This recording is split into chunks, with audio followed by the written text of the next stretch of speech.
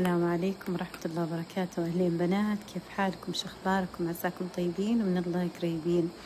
أنا يا بنات سويت لي قهوة وحطيت لي هذا من التمر الغمي بجوز الهند، يجنن يا بنات، حرفيا كأنه حلا، ميكس لذيذ لذيذ جدا يا بنات، لا يفوتكم.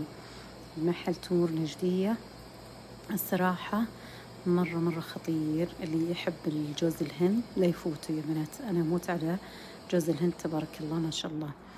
حطيت كذا سميرة منهم بعد تمور نجدية ما شاء الله، كل احتياجاتك يلبونها، عندهم العدس، عندهم كل شيء تبونه يا بنات، وعندهم إلى الفشار الذرة. شوفوا يا بنات الدولاب ما شاء الله تبارك الله كله من خيرات تمور نجدية، والدبس التمر، عندك الجريش الأحمر والأصفر والعدس، وهذه ما شاء الله تبارك الله قهوتهم بعد يا بنات. القهوة ما شاء الله تبارك الله محبال عاد اللي يحب الغامقة. وعندهم الفاتحة بعد البرية، جربوا يا بنات منتجاتهم ما شاء الله تبارك الله، وادعوا لي ما شاء الله تبارك الله. عندهم كل شيء فاخر من الآخر، وتحت سقف واحد على قولتهم، كل شيء تبينه وتحتاجينه عندهم ما شاء الله تبارك الله. المعمول والمكسرات، بس ما عليكم إلا تدخلون على المتجر إذا تبون تطلبون من متجرهم، أو تروحون